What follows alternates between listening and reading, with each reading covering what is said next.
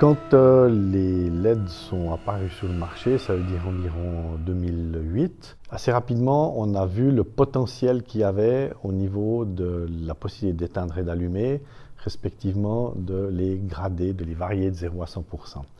On a donc tout de suite fait une première rue test avec des détecteurs du marché et on s'est rapidement rendu compte qu'il fallait qu'on puisse allumer de manière anticipée.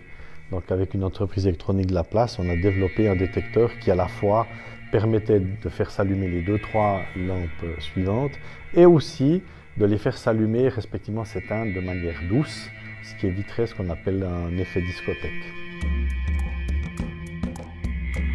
Le système IDIN est composé d'un détecteur infrarouge, dit PIR, qui va permettre de détecter les personnes, la différence de chaleur, et ainsi qu'un système radiofréquence afin de communiquer entre les différents luminaires dans la rue. Il est simplement connecté avec le luminaire en lui-même afin de lui faire changer les intensités d'éclairage.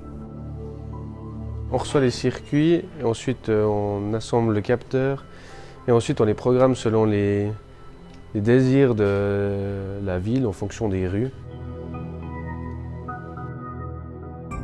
Ce projet a été développé entièrement en Suisse, en collaboration avec la ville d'Yverdon. Un des points importants, c'était de créer du travail en Suisse, donc les circuits électroniques sont assemblés en Suisse et l'assemblage final se fait chez nous dans les ateliers.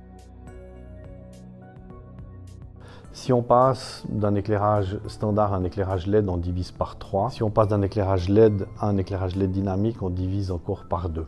Donc on pourra diviser entre 5 et 6 la facture énergétique.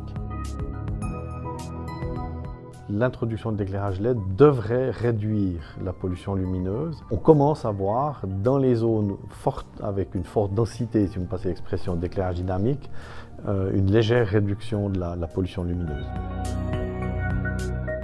Avec un éclairage dynamique, la municipalité communique chaque nuit à ses citoyens sa volonté de faire des économies. Mais il ne faut quand même pas se leurrer non plus. L'éclairage public, en 2010, c'était 1,5% de la consommation totale de la ville.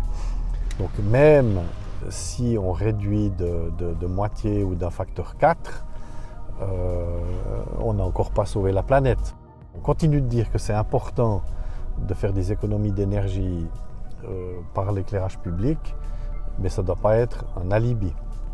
Alors à partir du moment où on instaure une politique où justement on veut réduire les nuisances lumineuses de l'éclairage public, eh bien on va devoir aussi inciter les privés à faire de même.